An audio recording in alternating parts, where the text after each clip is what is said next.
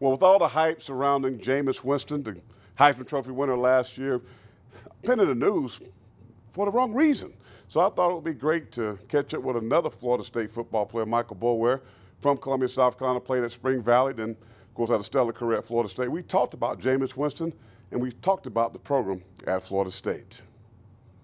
Let's talk about Florida State, of course, coming off the national championship last year, ranked early, #1 in this season. Of course, now a huge matchup against Notre Dame, a top 5 team. Just your overall thoughts on how Florida State is playing. Yeah, man, they're doing well.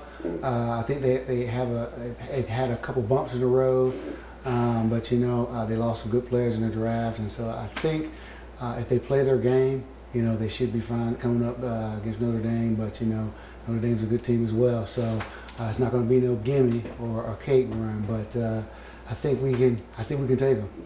Now, of course, unfortunately, some of the sidebars get all the attention, like Jameis Winston won the Heisman last year. Numerous things we can go back. 2 years ago, the sexual misconduct deal, but that kind of got dropped. But the school is bringing that back up. But the heat is coming towards the university. The fact that they feel, some folks are saying that Florida State even covered up Jameis Winston by allowing him to continue to play. Just, you went to school there. Your thoughts on the school and what they're doing and how they handle this situation? Yeah, you got to remember these young men. They are young men, and I think the university is trying their best to help the young man. And these guys come into college, they're making mistakes. And I think Florida State is trying their best to work with Jameis as best as they can.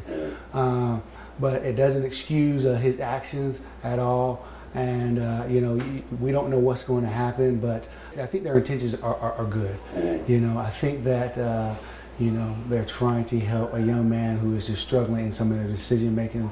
But at the same time, it is costing the university, it's costing them big time. So, how would you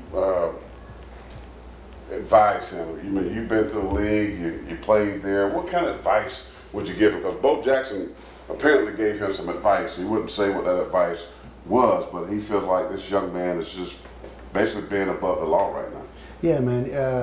He really needs a big dose of humility.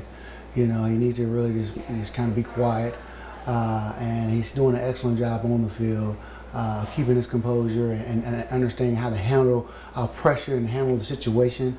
He needs to take that same approach on the field. He needs to take it off the field, and rely on his teammates off the field, whether it be his teachers or people who are giving him advice, and really just trying not to be in the limelight. And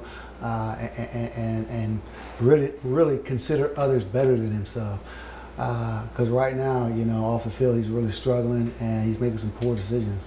If you were the coach, you're Jimbo Fisher, and all this negativity is looming around Jameis Winston, you had a decision to make. You playing Notre Dame, big game. Of course, you want to win a national championship. You want to win the ACC championship. How would you have it? Would you let him play? What would you do as a coach if you're in that position? Yeah, I can tell you this: winning's not everything. Character means a lot. There are rules and there are standards that you need to live by, and it would be a hard call because you do want to win, but you don't want to win at any cost.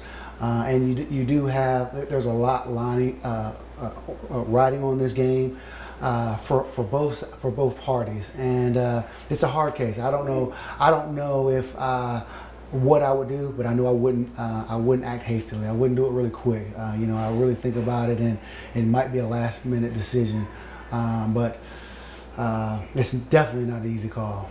Is Florida State the best team in the country in your opinion as far as first games? They show signs of being the best team, and then sometimes they show some signs of just being mediocre. So it all depends on who shows up. Thank goodness we still have an undefeated record, and so far so good, but you just never know. Great stuff there from Michael. I have part 2 of Michael's stories. He started a church here in Columbia called Generation Church, and his wife Jessica just was inducted to the Florida State Hall of Fame. More of that story coming up tomorrow right here on Watch Fox Sports. Stay tuned. We'll be back to wrap things up in just a moment.